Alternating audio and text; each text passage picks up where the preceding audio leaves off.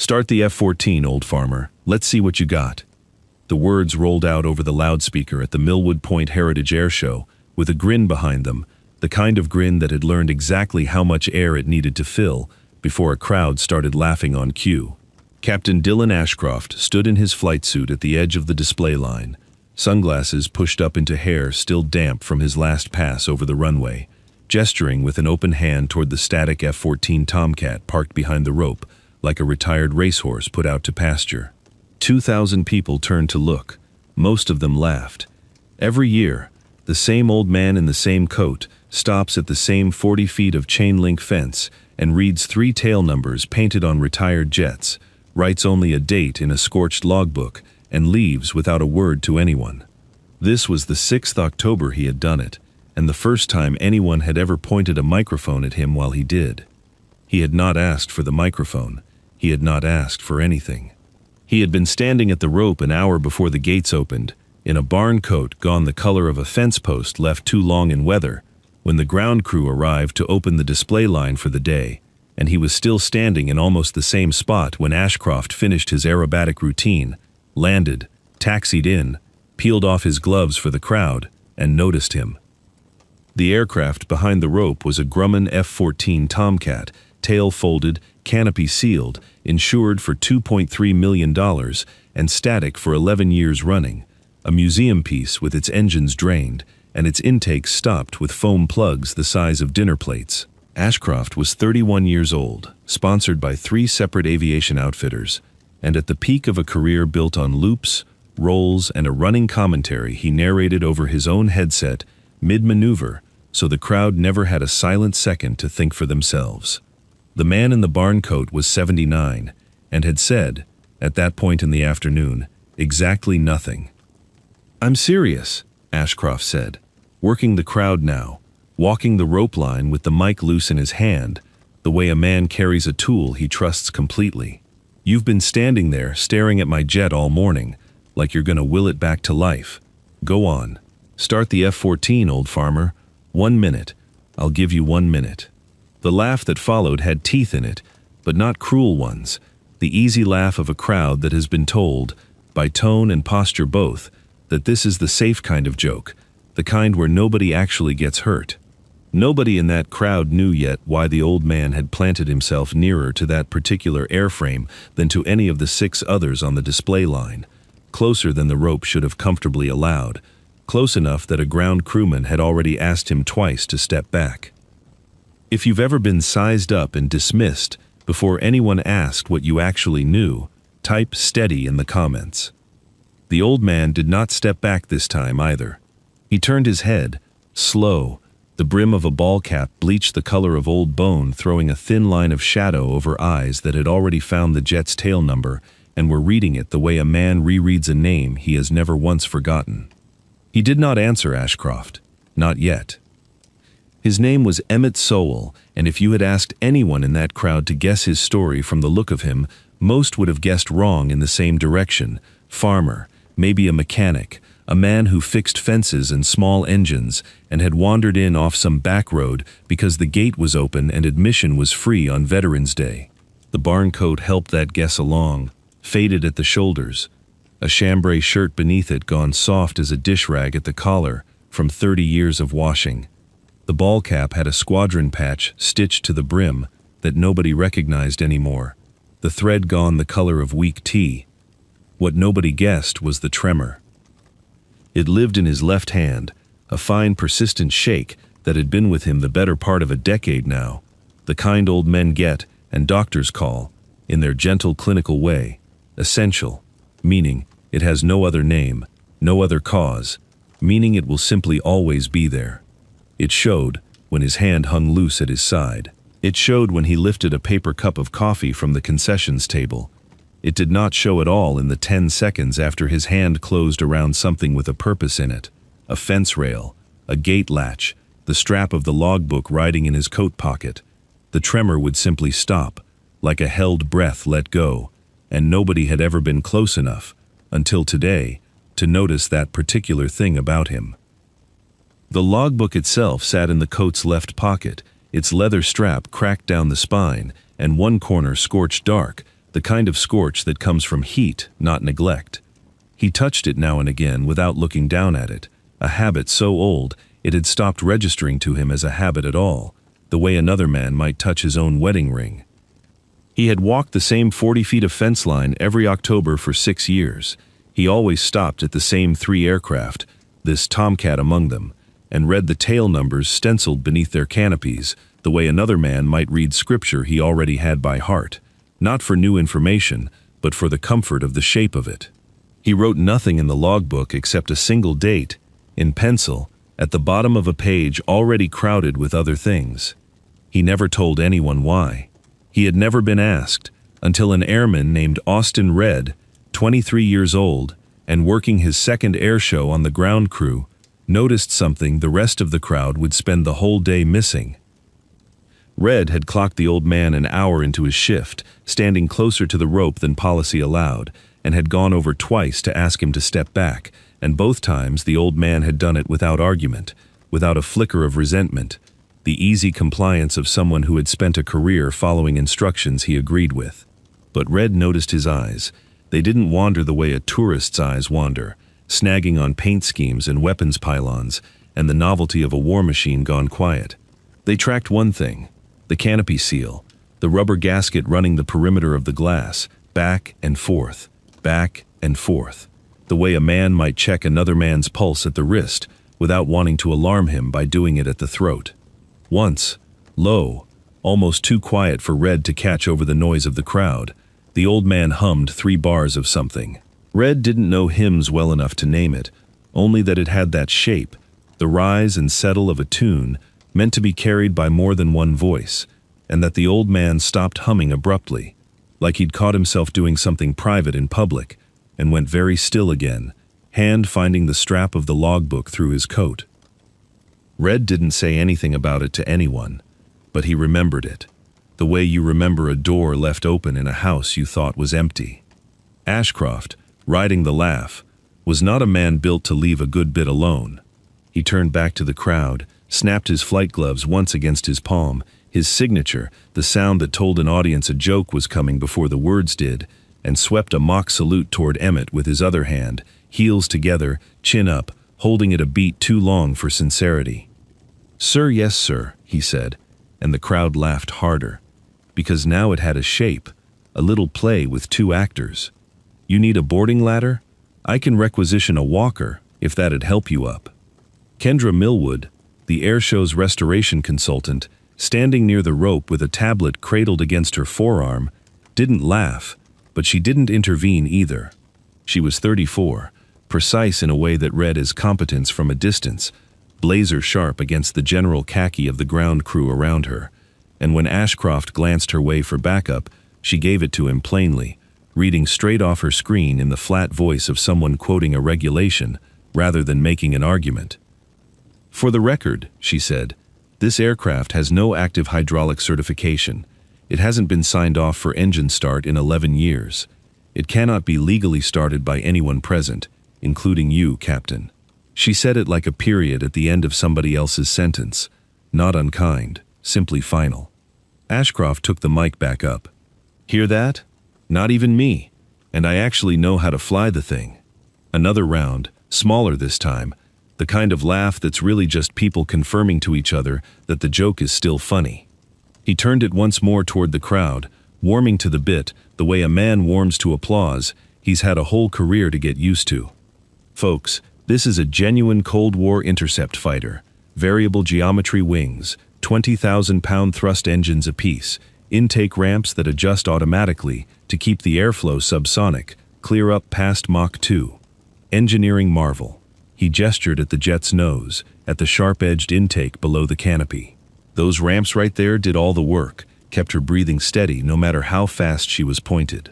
Emmett spoke then, for the first time all day, not loud, not performing, just correcting a fact, the way a man corrects a clock that's running 4 minutes slow because it bothers him to leave it wrong.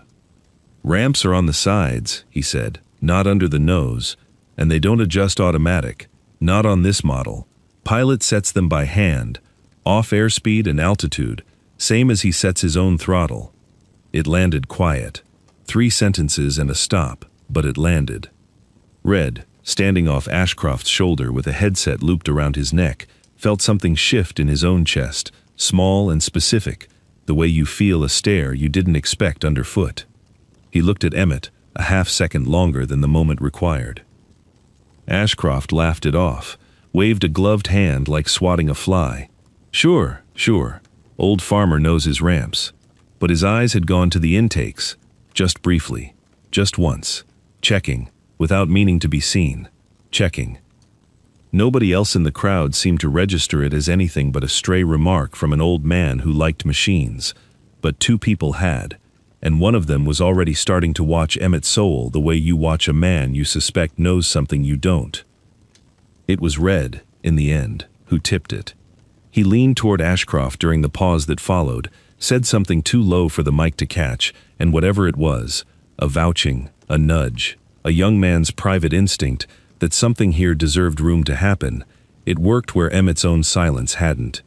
Ashcroft turned back to the crowd, with his showman's face back on, but the offer that came out of him now had an edge of genuine curiosity riding under the mockery, the kind of curiosity a man doesn't fully admit to himself. "All right," he said. "Let the man through. Let's see what the old farmer's got. 1 minute, folks, starting now." It was not 1 minute, in the end, that mattered. It was what happened inside it. Emmett walked to the rope and ducked beneath it without being told twice, and something in the way he did it, economical, unhurried, no wasted motion, a man who had done this exact motion 10,000 times, somewhere the crowd had never been, made the nearest handful of onlookers go quiet before the show had even properly started. He circled the aircraft once, slow, his whole body angled toward it the way a man walks around something he loves and hasn't seen in years. He laid his right hand flat against the fuselage skin, just aft of the intake, and held it there 3 full seconds, the way another man might rest 2 fingers at a wrist to feel for a pulse before he trusted himself to speak about what he'd found. Then he took the logbook from his coat pocket. The strap had gone stiff with age, the leather scorched dark at one corner, and his hands, steady now, both of them, the tremor gone the instant his fingers found a purpose, opened it to a page near the back, worn soft at the fold, and he did not read from it so much as touch it, the way a man touches a photograph he already knows by heart, before putting it back in his pocket for later. He climbed the boarding ladder Red had wordlessly wheeled into place.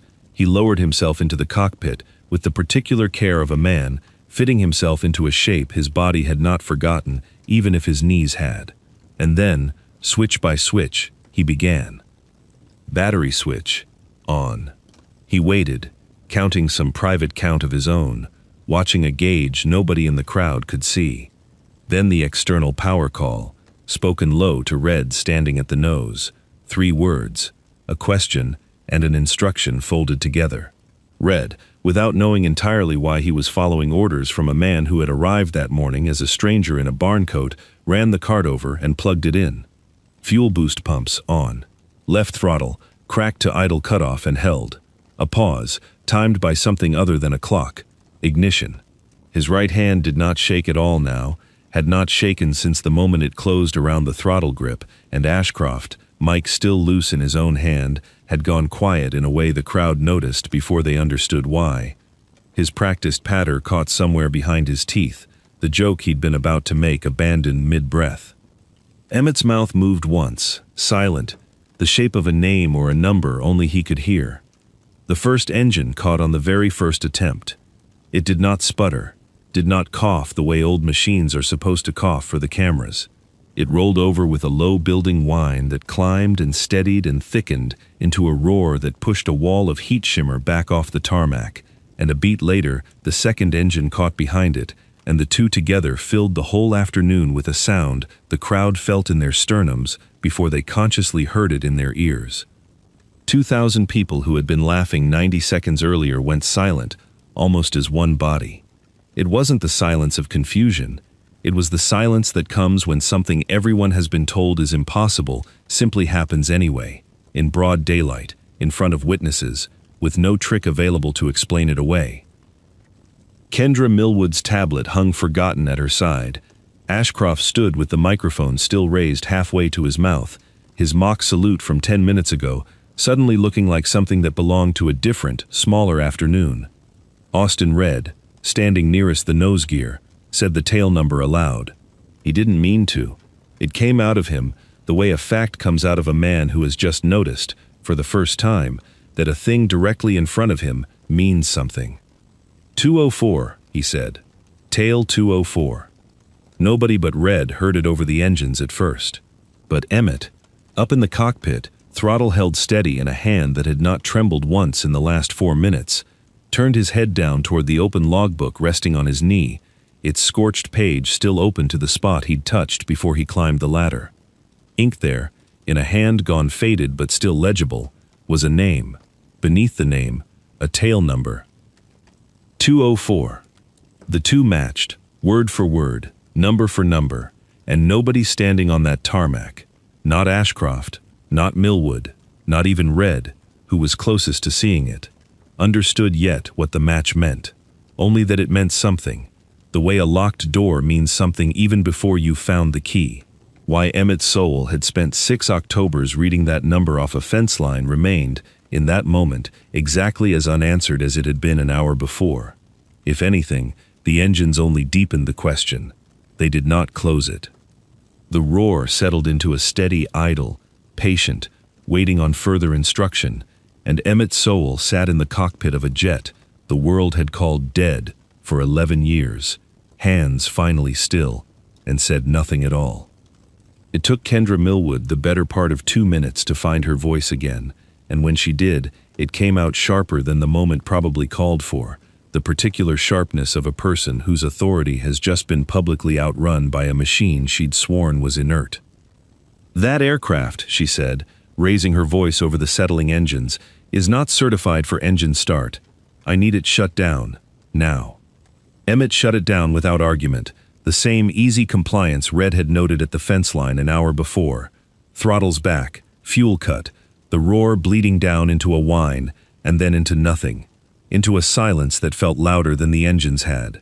But the fact of what had just happened did not shut down with it, and Millwood, feeling the ground shift under her professional footing in front of 2,000 witnesses, reached for the only solid thing she had left, which was procedure. This aircraft, she said, louder now, angling herself back toward the crowd, the way Ashcroft had angled himself earlier, was already scheduled for decommissioning. The board signed the order Tuesday. It's being sold as part stock to a private collector. Transport arrives at noon tomorrow. She said it like evidence in her own defense, proof that her earlier assessment hadn't been wrong so much as beside the point. Whatever just happened here doesn't change the paperwork. It should have been a small thing, a bureaucratic detail dropped into a moment already full of larger ones. Instead, it landed like a second engine catching. Somewhere in the crowd a woman said, "Tomorrow," out loud, to no one, and the word passed backward through the rows, the way weather moves through a field. Ashcroft, still holding a microphone he no longer seemed to know what to do with, found his footing the only way he knew how, which was to reassert the one kind of authority he still had left. This man wasn't authorized to touch that aircraft, he said, and there was an edge under it now that hadn't been there in the mock salute, something closer to genuine anger than performance. I want him off this tarmac. Somebody get security. Nobody moved with much speed. Red didn't move at all. It was in the stall that followed, security summoned but not yet arrived, the crowd murmuring. Millwood's tablet lit again as she scrambled to pull up the decommissioning file to prove her point, that someone finally swung the roped placard mounted beside the static display around so the crowd could read the whole of it, the way you'd turn a photograph over to check the back. The placard credited the aircraft's famous 1988 emergency landing to a pilot whose name was etched in brass beneath a painted rendering of the jet, limping in low over water, one engine trailing smoke, the text below it describing how he had, at great personal risk, brought the aircraft down and saved the life of the radar intercept officer riding behind him. Red, close enough to read it clearly for the first time in 2 years of working this display, looked from the brass name to the logbook still open on Emmett's knee, and then back again, and understood. in the particular way a young man understands something a half second before the adults around him catch up, that the two names had nothing to do with each other at all. Emmett didn't look at the placard. He was looking at his own hands, resting flat and steady on his knees, the tremor gone quiet, the way it always went quiet, when there was something worth holding on to. The call went out from Red's own phone, made without asking anyone's permission, to a number he found buried 3 contacts deep in the air show's emergency roster, under a name he didn't recognize, and a rank that made him sit up straighter just reading it. 9 minutes later, a car pulled up at the edge of the tarmac, and a man got out of it who did not need a uniform to carry the room the way he carried it, though he wore one anyway. Pressed and correct, a colonel's insignia catching the afternoon light. Colonel Wendell Rainey was 76 years old, silver-haired, moving with the deliberate economy of a man who had long since stopped needing to hurry to be taken seriously. He crossed the tarmac at a pace that made Ashcroft, Millwood, and the 2 security officers who had finally arrived all fall silent without being asked to, and he did not look at any of them first. He looked at Emmett. And then, Colonel Wendell Rainey came to attention, heels together, spine straight, in front of 2,000 strangers and a jet with its engines gone cold again, and said, "Sir." The word cracked clean down the middle on its way out of him, the kind of break that comes from a throat that has been waiting a long time to say something, and finds, now that the moment has arrived, that it is harder than expected. "Sir, it's an honor." Ashcroft, mid-gesture toward the 2 security officers, froze with his hand still half raised, the order to remove Emmett dying somewhere behind his teeth. Rainey turned, finally, to the placard, to the brass name gleaming under its rope, and something in his face went from reverent to plainly, quietly furious.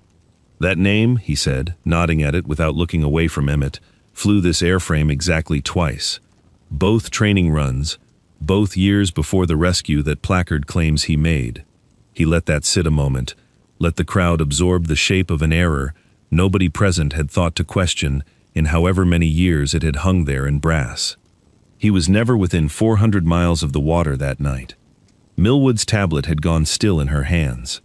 "I know," Rainey said, and here his voice did not crack so much as thin out entirely, worn down to something almost private, despite the size of the crowd around him, "because I was the man in the back seat." He looked at Emmett now, the way a man looks at a debt he has carried so long he has stopped noticing the weight of it, right up until the moment it is finally set down. 1988. Engine flamed out 40 miles off the coast. Night recovery, sea state 4. I ejected. I was in that water 11 minutes before anyone found me, and the man who found me wasn't running search and rescue procedure. He'd broken off from his own flight, against orders, on instinct, because he thought he heard something on guard frequency that nobody else caught. He paused.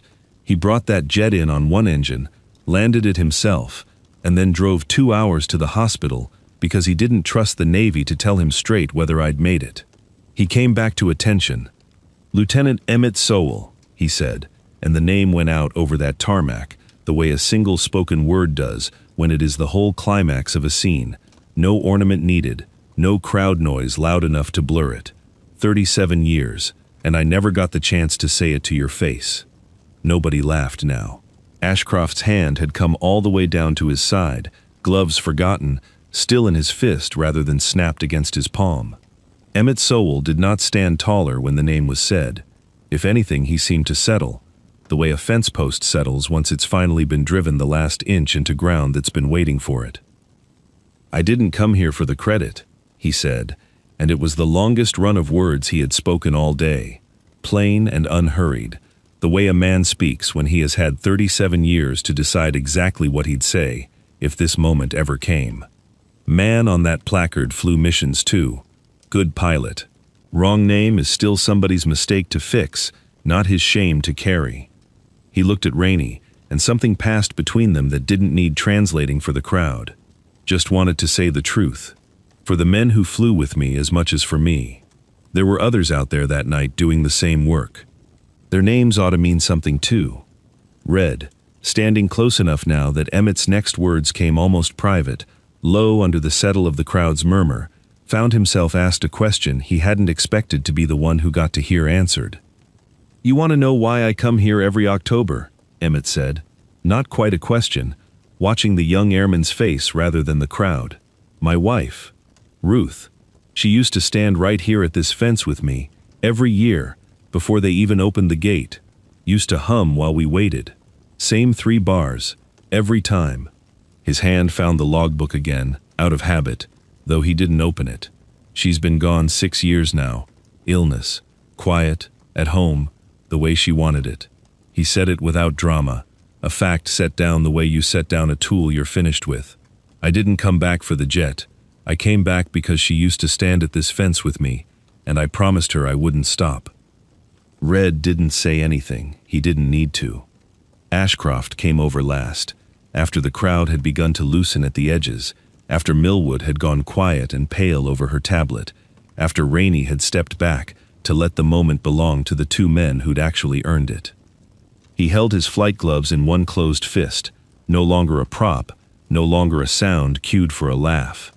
"I'm sorry," he said, and it came out plain, no performance left in it at all.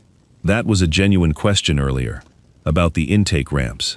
I got it wrong in front of 2,000 people, and I didn't even know I had it wrong." He looked at the jet, quiet now, cooling on the tarmac. "Would you teach me the start sequence? Properly. Not for a show, just so I know it."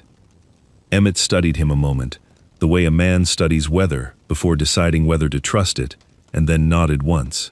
"I'd be obliged to," he said. "Bring a notebook."